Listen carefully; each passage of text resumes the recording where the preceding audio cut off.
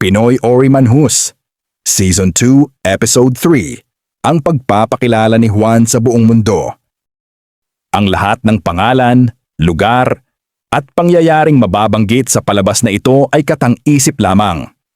Anumang pagkakahalintulad sa tunay na tao, buhay man o patay, o aktwal na pangyayari ay pawang nagkataon lamang. Shoutout sa lahat ng taga-suporta ng ating Manhus. Mag-comment lang at kung may mga gusto kayong idagdag na pangalan sa ating kwento, pwede natin itong isama sa mga susunod na episode. Salamat sa inyo, ang nakaraan. Nakapunta na nga sina Lapu-Lapu at Juan sa lugar kung saan idadaos ang pinakamalupit na laban ng mga hunter mula sa iba't ibang sulok ng mundo. Sa mismong sandaling iyon, nagsimula na ang tinaguriang legendary friendly match. Isang paligsahan na hindi lang tungkol sa lakas, kundi pati na rin sa dangal at kinabukasan ng kani-kanilang mga bansa. Agad na umangat ang tensyon nang ipakita ni Warlock Armor kung bakit siya ang kinikilala bilang pinakamalakas sa buong mundo. Sa bawat bitaw ng kanyang mahiwagang baluti, yumanig ang buong arena. Hindi naman nagpaawat ang halimaw ng hilaga. Ang Berserker of Fenrir. Sa kanyang matinding puwersa, tinalo niya ang kalaban at ipinakita na wala ring makapipigil sa galit ng kanyang lakas. Ang pagpapatuloy. Samantala, sa isang maluwang na silid na puno ng mga ilaw ng kristal at holographic na imahe, nakamasid ang mga Grandmaster mula sa kani-kanilang mga bansa. Doon, bumasag ng katahimikan ang tinig ni Smith, Grandmaster ng Kanluran. Mukhang humihina na ang Greece. Aniya, malamig ang mga mata habang nakatingin sa labanan. Ngunit sagot ni Kalistratos, ang Grandmaster ng Greece, ay puno ng kumpiyansa. Hindi kahinaan ang inyong nakita. Naging kampante lamang ang aming bayani. At iyon ang naging dahilan ng kanyang pagkatalo. Kasunod nito, isang malakas na tawa ang umalingaw-ngaw. Si Jiang Wei, ang Grandmaster ng China, ay nakangisi habang nakasandal sa kanyang trono. Huwag kayong magpalinlang. Lahat ng humaharap kay Warlock Armor ay may posibilidad na matalo. Siya ang rurok na dapat pang talunin. Ngunit biglang nagsalita si Lapu-Lapu, ang alamat ng Pilipinas, na ngayon ay nakamasidid. Huwag kayong masyadong makakasiguro. Ang taong ito ay hindi magiging katulad ng dati. Saglit na tumahimik ang lahat, ngunit muling nagbitaw ng matalim na salita si Jiang Wei, may ngiti sa kanyang labi. Kung ganoon, bakit hindi siya mismo ang lumaban ngayon? Bakit isang bata ang kanyang pinadala? Ano ba ito? Minamaliit ba niya ang ating mga bayani? Kung ganoon, malinaw na matatalo ang pinili niyang mandirigma. Ngunit mariing tumugon si Lapu-Lapu, malamig ngunit matatag ang tinig. Makikita niyo na lamang kapag siya'y lumaban na. Doon niyo mauunawaan kung bakit siya ang pinili ng Pilipinas. At sa sandaling iyon, mas lalong uminit ang tensyon sa silid ng mga Grandmaster. Isang bagyong paparating na siguradong yayanig sa buong mundo ng mga hunter. Pumunta na nga sa arena ang susunod na maglalaban. Samurai of the Eight Blades mula sa Japan laban sa Thunder Shaman ng Native American tribes. Sa gitna ng nag-aapoy na sigawan ng libu-libong manonood, humarap ang dalawang mandirigmang pinanday ng kani-kanilang tradisyon. Ngunit sa mismong oras na magtagpo ang kanilang mga mata, isang mahiwagang puwersa ang bumalot. At sila ay biglang nailipat sa ibang lugar. Isang mas malaking dimensyon ng digmaan. Doon, nagsimula na ang kanilang tunggalian. Samurai of the Eight Blades, Japan. Nakasuot ng sinaunang baluti, malamlam ngunit nagliliwanag sa alab ng digmaan. Sa kanyang paligid, nangingislap ang 8 espada, lumilipad, umiikot, at kumikislap na tila may sariling buhay. Third Awakening. Yasha no Bankai. Isang teknikong nagbubukas ng pinto sa espiritu ng 8 sinaunang mandirigmang samurai, nakapaloob at nakagapos sa kapangyarihan ng kanyang mga espada. Thunder Shaman, Native American. Nakataas ang 2 kamay sa langit, umaalulong na parang lobo, biglang dumilim ang mga ulap, at ang mga kulog ay nagngangalit na parang Diyos ng bagyo. Third Awakening, Storm of the Ancestors. Isang dambuhalang spiritual na unos, nag-uumapaw sa kulog at kidlat na bumabalot sa buong arena, sinasabayan ng nakakabinging tinig ng kanyang mga ninuno. Sa unang sagupaan, bumagsak ang kidlat mula sa langit, matindi at mabangis, na tila kaya nitong wasakin ang lupa mismo. Ngunit agad itong sinalubong ng 8 espada ng samurai, sabay-sabay na lumilipad. Hinahati ang langit at pinapahawi ang kuryenteng bumabalot sa paligid. Thunder Shaman, walang makakatakas sa galit ng aking mga ninuno. Samurai, kung ganun, hayaang makita ng iyong mga ninuno ang huling pag-indak ng aking mga espada. Muling sumalpok ang kanilang mga puwersa, mga espada na nagliliyab ng kidlat laban sa bagyong espiritual na rumaragasa. Ang lupa ay nagbitak, ang hangin ay pumutok na parang isang higanteng bomba, at ang mismong kalangitan ay yumanig sa kanilang sagupaan. Ngunit sa gitna ng kaguluhan, pumikit ang samurai. Sa isang iglap, nagliwanag ang lahat ng kanyang espada, nag-fuse sa anyong isang dambuhalang pusong espada na nilalamon ang lahat ng enerhiya sa paligid. Final Technique, Hachiryu Zanko, Dragon Slash of 8 Souls. Isang higanting dragon na yari sa apoy at espiritu ng mga samurai ang bumulusok. Nilamon ang bagyo ni Thunder Shaman at diretsong tumama sa kanyang katawan. Ang mga ulap ay naglaho. Ang sigaw ng kulog ay naputol. Si Thunder Shaman ay bumagsak, duguan at halos walang malay. Samurai of the Eight Blades ay nakatayo sa gitna, hawak ang kanyang nagliliyab na espada. Malamig ang titig na parang walang bakas ng pagod. Panalo, Samurai of the Eight Blades, Japan. At muling umalingaw-ngaw ang pangalan niya sa buong arena. Sa gitna ng malawak na arena, biglang bumigat ang hangin. Ramdam ng bawat isa ang dumadagundong na presensya ng 2 nilalang na nagmula sa magkabilang dulo ng mundo. Mula sa hilagang Rusya, isang nilalang na tila bumangon mula sa mga kwentong kababalaghan, ang Witch General of Baba Yaga. Bumuka ang lupa sa ilalim ng kanyang paa, at sa bawat hakbang ay sumulpot ang mga ugat at aninong gumagapang. Itinaas niya ang kanyang kamay at narinig ang sigaw ng mga kaluluwang nawawala. Third Awakening, Mother of Eternal Night.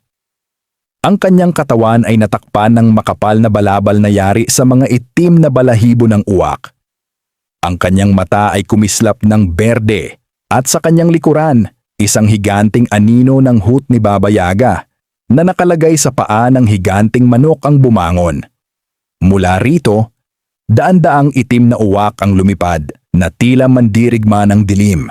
Sa kabilang dulo ng arena, lumitaw ang isang higante ng karagatan, the Kraken Hunter of Iceland.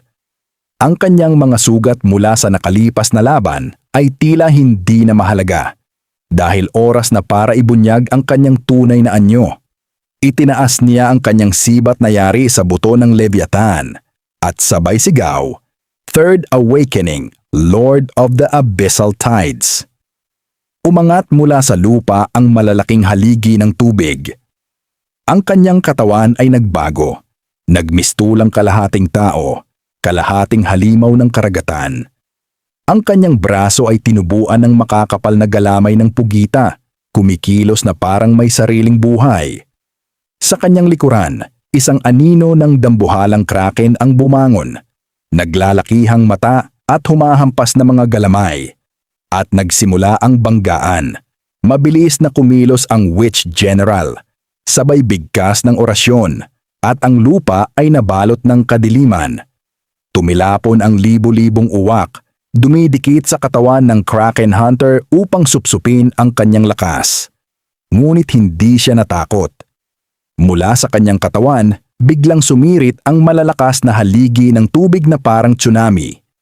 Sa isang iglap, nagsalpukan ang dilim at karagatan. Ang arena ay nabalot ng sigaw ng mga espiritu at hampas ng alon. Ang bawat galamay ng Kraken ay bumabalibag, dinudurog ang mga nilalang na nilikha ng mangkukulam. Ngunit sa bawat hampas, mas lalo lamang lumalakas ang kapangyarihan ng Witch General. sapagkat bawat patay na uwak ay muling bumabangon, mas mabangis kaysa dati. Nagkaharap sila sa gitna. Ang Kraken Hunter, tangan ang sibat na may liwanag ng dagat. Bumuwelo. Ang Witch General, nakapalibot ang mga anino. Nakahanda ang kanyang sumpa. Sumugod ang Kraken Hunter at inihampas ang sibat na tila kidlat mula sa ilalim ng dagat. Ngunit agad namang lumitaw ang hugis ng hoot ni Baba Yaga. Sumaklob sa Witch General na parang aninong hindi matitinag. Mula sa kadiliman, sumulpot ang isang dambuhalang kamay ng anino at dinakma ang Kraken Hunter. Kasabay nito, bumuga ang hoot ng nakapangingilabot na apoy ng impyerno, tumagkos sa kanyang katawan. Umalingaw-ngaw ang huling sigaw ng Kraken Hunter bago siya bumagsak sa sahig ng arena, basang-basa, sugatan at tuluyang tinalo. At sa katahimikan, narinig ang isang tanging tinig. Ang Witch General, nakatayo sa ibabaw ng bangkay ng dagat, ang kanyang mga uwak ay muling nagtipon sa paligid. Ang gabi ay hindi kailanman natatalo, sapagkat kung saan may liwanag, naroroon ang anino. At sabay sigawan ng madla. Witch General! Witch General! Ang tagumpay ay kanya, at ang pangalan ng Baba Yaga ay muling naglagay ng sindak sa buong mundo. Dalawang mandirigma mula sa magkaibang kabihasnan ang nagtagpo ikalimang laban, mula sa makapangyarihang sibilisasyon ng Aztec. Lumakad ang Jaguar Knight, balot ng baluti na ginintuan at pinalamutian ng balat ng jaguar. Ang kanyang mga mata ay kumikislap na parang dilaw na mata ng isang mabangis na hayop, at bawat hakbang ay kumakalansing ang kanyang obsidian blades na matalim na parang kidlat ng langit.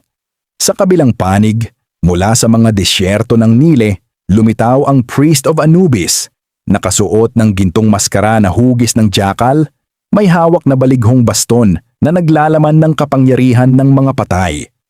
Ang kanyang katawan ay nababalutan ng itim na enerhiya, tila bawat galaw ay sinasamahan ng mga bulong mula sa kabilang buhay. Sa unang sagupaan, mabilis na umatake ang Jaguar Knight. Ang kanyang galaw ay parang ligaw na hayop, sumisibat at gumuguhit ng hangin gamit ang obsidian makwahwitl. Bawat hampas ay nag-iiwan ng bakas ng itim na enerhiya, dahil ang kanyang sandata ay pinagsama sa lakas ng mga Diyos ng kagubatan. Ngunit hindi nagpatinag ang Priest of Anubis. Itinaas niya ang kanyang baston at biglang bumukas ang buhangin sa ilalim ng lupa. Mula rito, umakyat ang mga kalansay ng sinaunang mga mandirigma ng Egypt, humaharang sa bawat pag-atake. Ang kanyang tinig ay lumakas, isang dasal sa Diyos ng kamatayan. Sa ngalan ni Anubis, hayaan ang kaluluwa ng aking mga kaaway ay lamunin ng dilim. Ngunit hindi basta-basta magpapatalo ang Aztec. Sa tindi ng labanan, sabay nilang pinalabas ang kanilang Third Awakening. Ang Jaguar Knight ay sumigaw, at ang kanyang katawan ay binalutan ng liwanag na ginto. Ang balat ng Jaguar ay tuluyang naging laman. Ang kanyang anyo'y nagbago. Kalahating mandirigma, kalahating Jaguar, kumikilos na parang mismong Diyos ng digmaan. Ang kanyang mga kuko ay nagiging obsidian blades at ang kanyang braso'y sumiklab ng apoy mula sa araw. Samantala, ang Priest of Anubis ay tumindig, itinataas ang kanyang baston sa langit. Ang maskara ng jackal ay naging kanyang tunay na ulo, isang nakakatakot na kalahating tao, kalahating Diyos. Mula sa kanyang katawan, lumabas ang mga anino ng milyong kaluluwa, umiikot at humuhuni ng mga panaghoy ng kamatayan. Ang kanyang aura ay parang mismong ilalim ng libingan. Nagsalpukan ang dalawa, ang kagubatan laban sa disyerto, ang hayop laban sa Diyos ng kamatayan. Ang Jaguar Knight ay dumadagundong sa bilis, tumatalo na parang hayop na gutom sa dugo, bawat hampas ay nag-iiwan ng nagliliyab na marka. Ngunit ang Priest of Anubis ay tumutugon, bawat galaw ng kanyang baston ay naglalabas ng mga anino at buhangin na humihigop ng lakas ng kalaban. Sa bawat segundo, tila ang Jaguar Knight ay nilalamon ng libingan mismo. Ngunit sa huli, ang pusong Aztec ang nanaig. Sa huling sigaw, Tumalon ang Jaguar Knight sa ere at buong lakas niyang ibinagsak ang kanyang obsidian claws sa dibdib ng Priest of Anubis. Nabiyak ang baston, nagkalasog ang buhangin, at ang mga anino'y naglaho sa hangin. Ang Jackal Maskara ay nabasag at ang Priest of Anubis ay tuluyang bumagsak. Ang kanyang katawan ay nilamon ng sariling anino. Naiwan ang Jaguar Knight, nakatayo, duguan ngunit matatag. Ang kanyang halakhak ay sumabog, parang dagundong ng jaguar sa gitna ng gubat. At sa gabing iyon, ang pangalan ng Jaguar Knight ng Aztec ay itinaga sa kasaysayan bilang mandirigmang tinalo ang mismong pari ng kamatayan. Sa silid ng mga Grandmaster, muling nagsalita si Smith na puno ng paghuhusga. Ngayon, makikita na natin ang ipinagmamalaki ng Pilipinas, si Juan. Sana lamang hindi magsisi ang Pilipinas sa naging desisyon ni Lapu-Lapu. Ngunit bago pa man makapagpatuloy, umalingaw-ngaw ang malakas na halakhak ni Lapu-Lapu.